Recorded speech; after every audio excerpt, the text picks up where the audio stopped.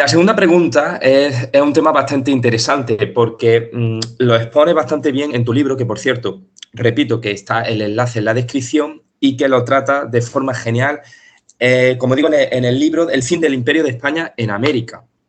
Es interesantísimo no solo para observar esa influencia del liberalismo, esa injerencia extranjera, ¿verdad?, en los movimientos separatistas de la América española, y también otra pata de este planteamiento es la masonería, ¿no?, que le das un espacio bastante importante y de peso. Entonces, la pregunta, ¿cómo se relaciona la implicación del liberalismo en los movimientos separatistas americanos? Bueno, hemos hablado de la masonería, hemos hablado de la Ilustración y hemos hablado del liberalismo. 3 cuestiones y un mismo objetivo. Para alcanzar este objetivo, tuvo que discurrir todo el siglo XVIII. Con los Borbones llegó el absolutismo primero. La Ilustración y el liberalismo llegaron después. Y siempre de la mano de la masonería. Siempre. Al amparo de la Ilustración, las instituciones educativas decayeron en actividad. Se expulsó a los jesuitas. Y los colegios se quedaron inmediatamente sin maestros. Los ilustrados calificaban a los siglos anteriores como bárbaros y como oscuros, teniendo como condición la confianza en la razón, en la ciencia y en el progreso, y ocultando la ingente labor desarrollada en todos los campos durante ese tiempo anterior. Y todo lo hacían desde las estructuras del poder de la monarquía borbónica. Una dura tarea de ocultación de la historia y de implantación de la leyenda negra que las potencias europeas habían generado durante 2 siglos, comportó que mediado el siglo XIX España estuviese sin marina, sin minería, sin industria, sin cultura y con una población con un nivel de alfabetización 40 puntos por debajo del alcanzado en siglos anteriores. ¿Cómo se explica ese tremendo deterioro de la cultura popular? Porque es que es llamativo, es muy llamativo.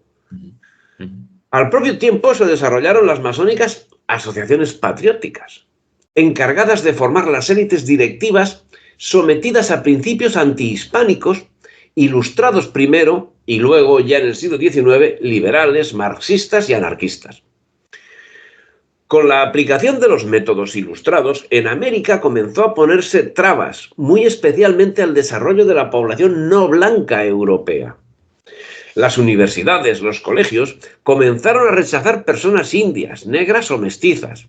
Entonces sí, con la Ilustración rampante. Todavía no se perseguía a sangre y fuego a los nativos, como sí sucedía en el Imperio Británico. Eso se produciría en las repúblicas creadas a la caída de la España imperial avanzado ya el siglo XIX, que al abrigo de Inglaterra y hasta ahora mismo, 2025, comenzaron a fungir como colonias.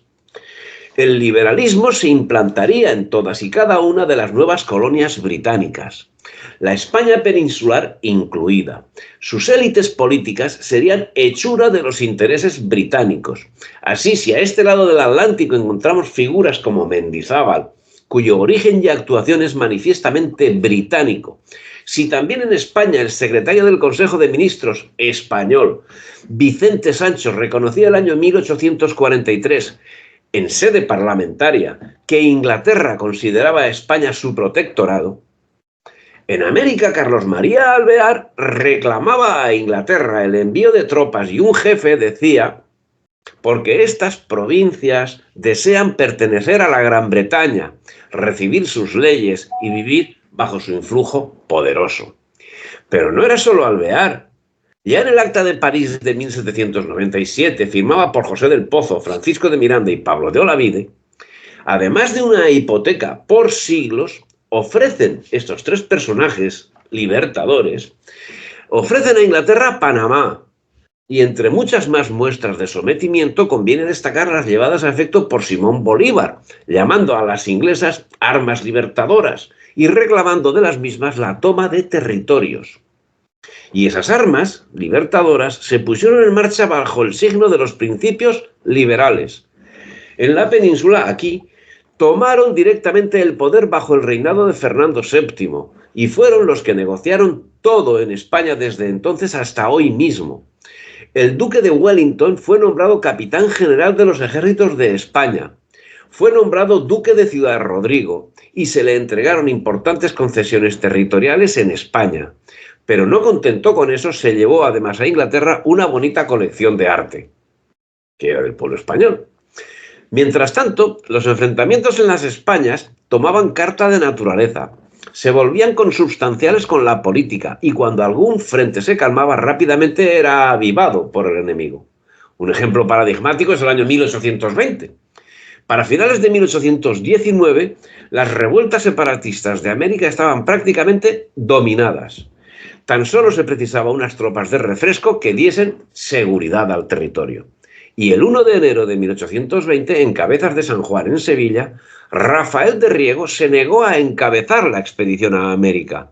Durante 2 meses, ese ejército comandado por Riego permaneció sublevado recorriendo Andalucía sin que el gobierno pudiera o quisiera impedirlo, ya que por todo el país se multiplicaban los pronunciamientos liberales y los levantamientos campesinos.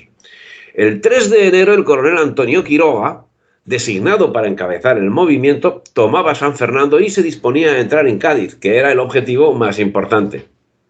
Pero es que la situación había sido orquestada por Inglaterra, con la concurrencia necesaria de los liberales españoles que coordinaron y sobornaron a los elementos que finalmente pudieron llevar a cabo la asonada de Cabezas de San Juan.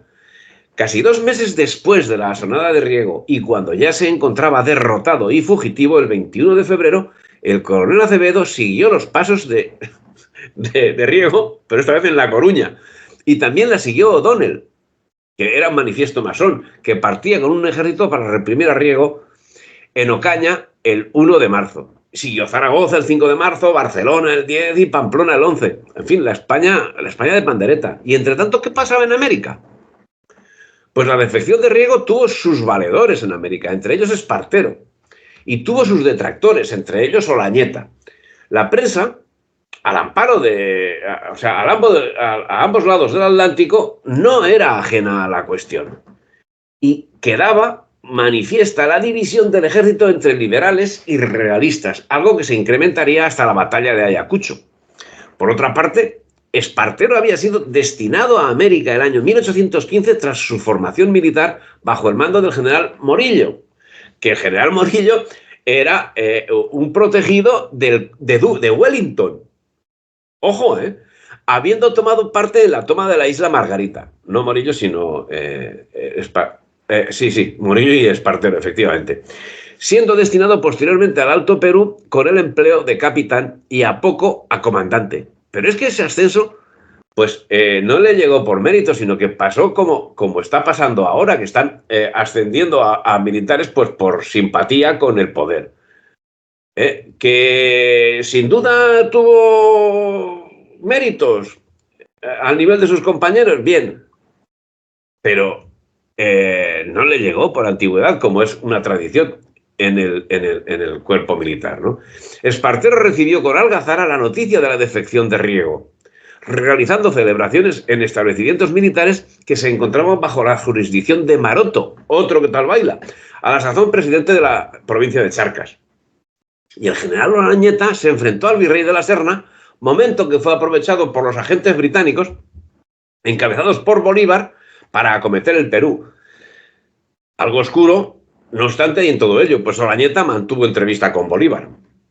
Lo que sí es cierto es que Olañeta, después del desastre de Ayacucho en diciembre del 24, continuó hostigando a los colonialistas británicos y a sus nacientes naciones títere, fortificado en Potosí con los mismos apoyos de la España peninsular con los que venía contando hasta el momento, o sea, ninguno. Y con los dicterios de los liberales, que eran los otros, porque todos los otros eran liberales, declarados. Como también es cierto que durante 1822 y 1823 los liberales habían estado tratando la mutilación de la patria con los agentes británicos que representaban a los nacientes gobiernos de la Nueva España. Guatemala, Chile, Costa Rica, Buenos Aires, o con los que llegaron a acuerdos que fueron presentados a la Serna para que diese su conformidad. Ya se trataba para los liberales de pura cuestión económica y de comercio, a imagen y semejanza de lo que habían aprendido de sus maestros, iba a decir otra cosa, pero de sus maestros británicos. Y estos asuntos, por delegación del virrey de la Serna, serían tratados por Espartero en la conferencia de Salta, que se celebró en 1823 a finales, y cuya validez sería revocada por Fernando VII el 24 de diciembre también de 1823. Y en el 24 tuvo ocasión la batalla de Ayacucho, en la que no estuvo presente Espartero, que había sido comisionado a Madrid, de donde volvió cuando ya Perú había caído en poder de los separatistas. Y resulta que, oh milagro, bueno, pues fue hecho prisionero en 1825 y, oh milagro, dice que escapó. De ahí llegó a Burdeos. Estoy hablando de Espartero, ¿eh? Llegó a Burdeos, de donde no se desplazó a España. Ya estaba en Burdeos y no tenía dinero para venir a España. Estaba diciendo que no venía porque no tenía dinero. Y finalmente, cuando llegó, resulta que lo hizo con las alforjas bien cargadas de oro, que los panegiristas afirman que fue ganado jugando a las cartas.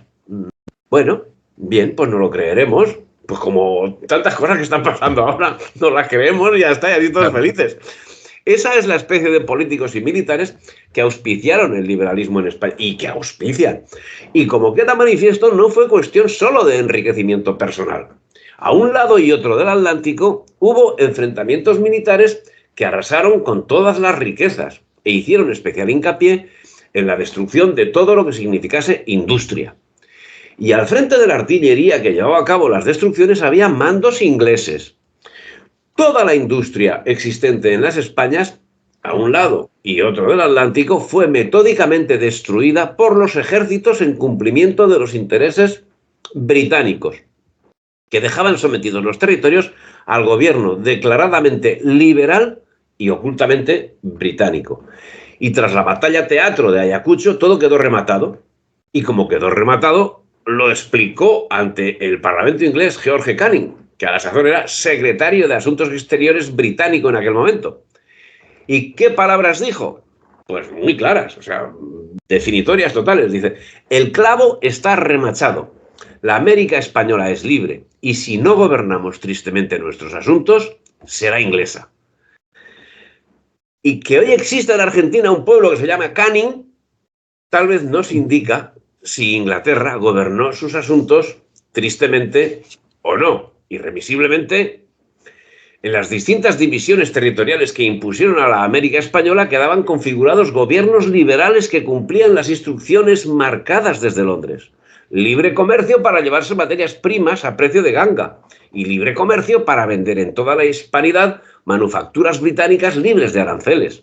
Y los gobiernos liberales conformados a un lado y otro del Atlántico, que habían entregado a Inglaterra todo el tesoro acumulado en los territorios de los virreinatos, se veían obligados a contratar empréstitos con Inglaterra que lo hacía a tipo abusivo y con los mismos capitales que se habían llegado de los virreinatos anteriormente.